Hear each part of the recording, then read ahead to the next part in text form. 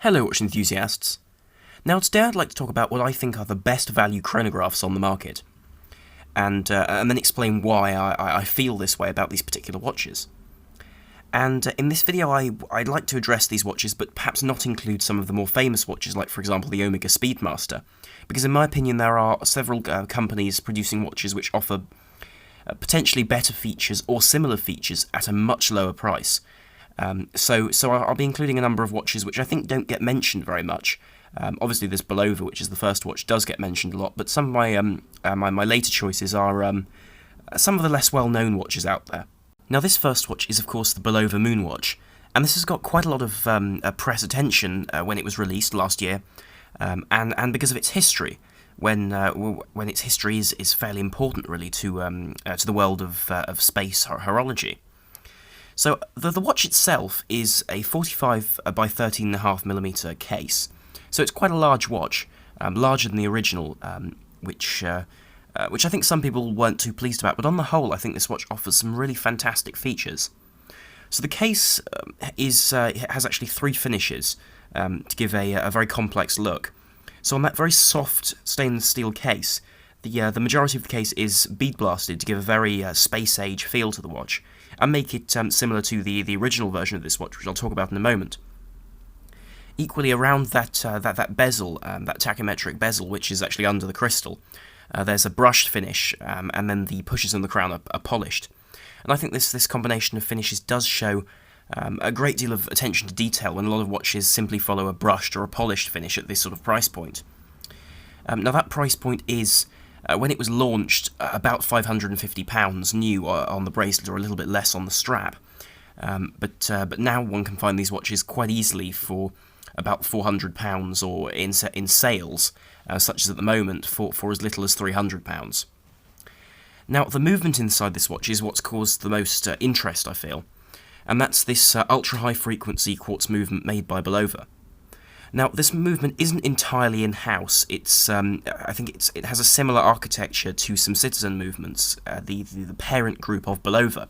But this runs at 262 kHz, which to the normal 32 kHz of a normal quartz watch, this watch beats much faster. Now, this increased beat count has the effect of increasing accuracy greatly, and this watch is capable of, in Bulova's words, of being accurate 10 seconds a year, and frankly this is pretty impressive, and actually has convinced me to value this movement just as much as an equivalent automatic movement, because often one I wouldn't say dismisses, but often there's a certain deal of skepticism to a quartz movement around this price. But I would say that actually this price is quite fair, really, considering the features this watch offers. Now, as well as that chronograph movement, this watch does have a very interesting history. Now, this history is interesting because whereas all the Omega Speedmasters that have been to the moon are US property, US government property, and reside in the Smithsonian when they've returned from space, this Bulova was worn by one of the Apollo 15 astronauts after their Speedmaster, I believe the crystal popped off in flight. So as a result, the backup watch had to be used. Now, this watch was a one-off and made by Bulova to be worn by that particular astronaut, but nonetheless it's rather an interesting story, and has made this watch the only watch to ever reach the moon to be on sale at auction. And this watch, the sale of this watch actually instigated the making of the re-edition. And this watch sold for £1.6 million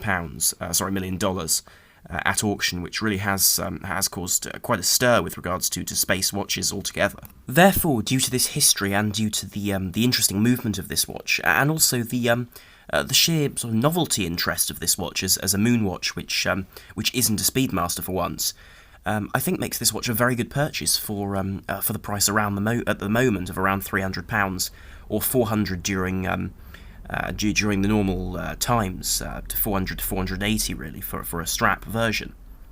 Now, incidentally, I have actually purchased one of these watches at a greatly discounted price, because I was interested in doing a review of this watch, and hopefully that review should be up in the next few weeks. But no, suffice to say, this is an interesting watch which really has caught my attention and I think is great value at the price it is. Now this next watch is of course a Steinhardt, and my longer term viewers might remember that I've been in the past a little bit harsh on Steinhardt, but I must say this new watch really is an incredible piece for the price, and it's really undeniable the fact that it is a great piece for the price. So this is the Ocean One chronograph, and this watch is obviously a homage to the Paul Newman Rolex Daytona. Now, of course, there have been several homages to this watch, and usually I wouldn't include an homage on a best value video, because I do believe that homages do have their place, certainly. But in this case, this watch truly does offer some fantastic features. Now, this watch is 42mm across and has a lug width of 22mm. It is also quite a thick watch due to its case back, and its exhibition case back at 18mm. However, the movement inside this watch is what I think is the most interesting thing about this watch, and it's a Dubois Desprats DD 2020 with some very interesting features. So, what's interesting about this movement is the fact that it's an ETA 2824-2 in its top grade, so its highest grade of quality. But on top of it, it has a module made by Dubois Desprats, and this makes the watch a 51 dual chronograph. And of course that's an enormous dual count due to the extra module being on top of the movement. Now this does mean then that one's able to have a chronograph at the fairly reasonable price of £900, in fact a very reasonable price for this movement, in this rather attractive case. In fact it's a Holes case too, so one can easily change the bracelet out, with a movement which has the 3 subdials along the bottom of the dial. This is of course a refreshing contrast and a very accurate to the original aspect of this watch, when a lot of, effectively the most used movement in the business for chronographs, for automatic chronographs, is the Vaujoux 7750, and that's oriented differently, so it's flipped so that the subdials are placed vertically, which I personally believe to be less aesthetically pleasing compared to this wristwatch.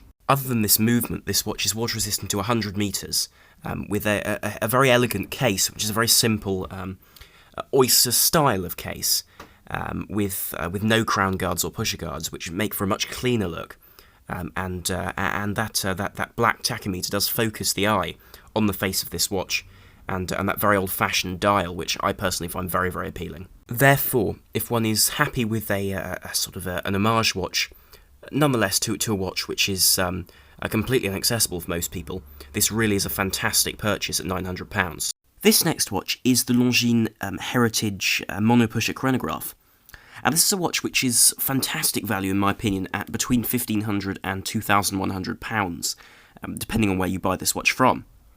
Now when released, this watch was priced at about £3,000, and was competing directly with other chronographs such as the Omega Speedmaster. However, now that it's been dropped in price somewhat, I think this offers really fantastic features with the Longines L788 movement. This L788 movement inside this watch is particularly interesting at this price point because it offers something which very few watches at this price can offer, and frankly competes very well with the likes of some more expensive brands which do offer this, such as Breitling, at a higher price point. So this movement is based on the Vaujoux 7750, but is modified enormously to have a bicompax layout with a date at 6 o'clock, which is, as many of you will know, not at all the orientation of the original. Now it also is a monopusher, so one can start and stop the chronograph and then reset it with a single pusher which is in the crown, which is again a very interesting feature. This is, of course, an automatic chronograph, but it also features, unlike the original 7750, a column wheel reset and start and stop system. Now this is really a very old system, but is rarely seen these days in favour of a cam. But the advantages of this is that one can one can avoid any damage to the chronograph itself when one resets the chronograph. And often leads to a longer service life of these watches. Now, the price of these watches really is fantastic, and they do offer a very classic look and a very individual look to Longines. So, of course, these do look like the very first chronographs because of course the mono-push system was the first chronograph system there was, before some people realised that actually having a double push arrangement was more practical for sporting applications. Now, I appreciate the fact that with this watch, Longines really has paid attention to detail with regards to keeping this watch very vintage and original in its design. So this does hark back to very early chronographs from the 40s, where legibility really wasn't really as large a priority as it is these days, with far more elegant dials and hands, but still having that functionality. They've also paired this with a nicely polished and very, very nicely finished case to complement that vintage look very, very nicely. Therefore, for about £1,500, I believe these watches offer really very good features for the money, and equally offer that heritage that Longines does have, where in their heyday they were competing directly with Rolex and Omega. Sadly, due to their placement now owned by the Swatch Group, they're unable to compete like this, but certainly in their heyday they had a real reputation for fantastically made watches, and this really is a vestige of those days. This next watch is the Tudor Heritage Chronograph, and this is a watch which I find very interesting and think is truly very, very good value for what it offers, for around the £3,000 price mark. So this watch is, of course, Tudor, so the subsidiary of Rolex, and one does notice this from the case design and the general design of the watch. However, this watch does hark back to watches from the 1970s made by Tudor, and really does show a more lively, more playful aesthetic to some of the watches from, for example, Rolex, so compared to, for example, the Rolex Daytona. I believe that this watch offers exceptional value if one wants a good all-round chronograph, which will be useful as a standard watch most of the time, but offers several features such as a GMT bezel, and equally a chronograph function when they're necessary.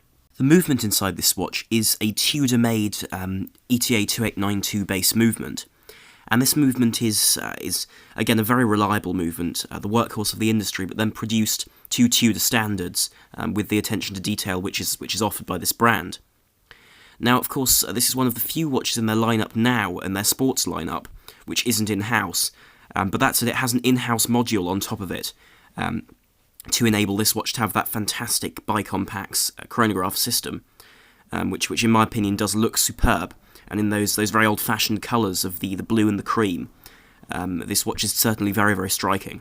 Equally, this watch does offer vintage charm with the modern features which one comes to expect in watches.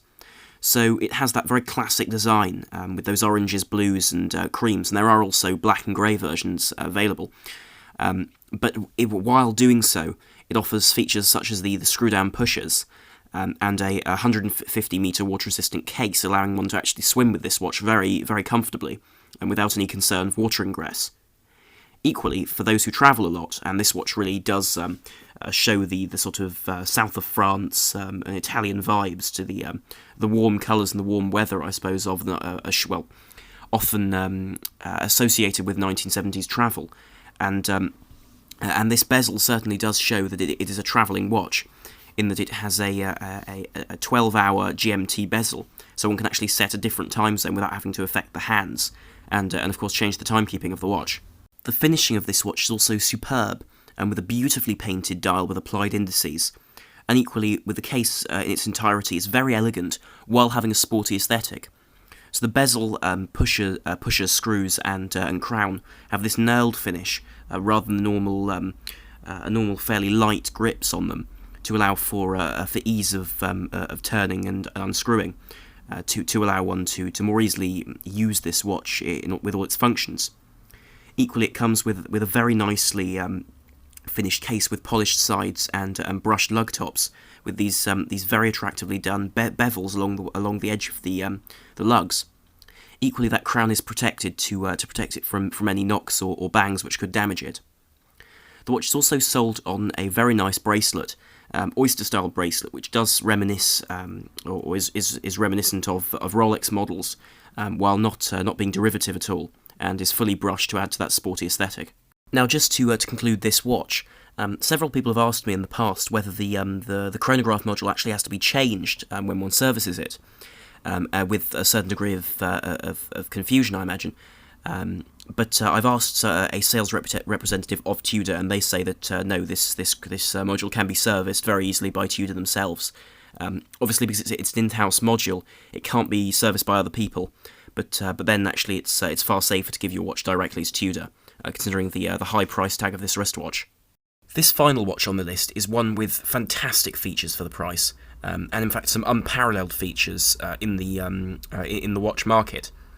Now, this does move very much towards a very tool-inspired wristwatch, and one which truly is used by professionals for doing their job. And this is the Sinn U1000, or the EZ M6. And this is one of their Eisensatzmesser models, so it has their mission timer features, which really do enhance the functionality of this watch. Now, this is a 1,000-meter chronograph diver without screw-down pushes, but I'll get into those in a second. So it has a unidirectional tegmented submarine steel bezel, which is fully graduated for ease of use. It's also loomed at 12 o'clock. Now, the full case is made entirely out of submarine steel, which is then tegmented. This watch only comes in the fully tegmented version, and though not something which is going to catch the eye particularly, this case is extremely water corrosion resistant, and also it's equally very, very hard due to its tegmented technology, making this steel about 4 or 5 times harder than normal steel. Now, apart from the bezel, the dial is also highly legible with very heavily loomed indices and markers. Now, the movement inside this watch is a Veljoux 7750, but it's been modified very heavily by Sinn to function better for their applications. So you'll notice this entire watch is reversed, and it only comes in this left-handed style, and that's because even people who wear them on their right hand, because this is primarily worn by people who wear them on their right hand or right wrist, when diving, want to have those pushes out of the way so they can't be knocked or hit on anything. Now, that movement has been flipped, but equally the minute counter at 6 o'clock now counts 60 minutes rather than the normal 30 to make the whole watch more legible. It also has the date, and of course those running seconds and the 12-hour counter. It also has Sinn's AR dehumidifying copper oxide capsules, which help to remove any humidity from the inside of the case to increase service life. It's also filled with inert gas to further this effect. Now, in my opinion, the most interesting thing about this watch is the use of the pushers. Now, these pushers are large and easily pressed, but they're actually water resistant to the full 1,000 meters. So one can actually engage and reset the chronograph underwater with no concern down to those 1,000 meters, which is something I've never seen on any other watch. I've seen watches with much greater depth ratings, but never with that chronograph function, which is actually usable at those depths. Now, if this wasn't enough, this watch is also remarkably anti-magnetic, and this is rarely advertised, but these watches are anti-magnetic to around about 1,000 Gauss, which makes them highly anti-magnetic. Obviously not as highly anti-magnetic as some of Omega's offerings recently, but nonetheless, these watches do certainly offer fantastic anti-magnetism if one works in those sorts of environments. The price for one of these watches comes in around £3,500, and though this is a large amount of money by any stretch, but it is fantastically well spent on this watch, considering the features this watch offers. Considering there are watches which cost 2 or 3 times as much, which don't offer as much as this timepiece. Now, this watch is large at 44mm, but has quite a short lug-to-lug distance, meaning it's actually quite wearable on most wrists, as it's sized similarly to a Sinn U1, but being much thicker. So this is by no means a watch which one can wear with a suit or anything like that, but it certainly is a fantastic piece of technology for the price. Anyway, I shall end there. So thank you very, very much for watching. Do please like, share and subscribe if you did enjoy the video, to help the channel and see more on the channel. So thank you very much for watching. This is I'm on the Watch Guy, over and out.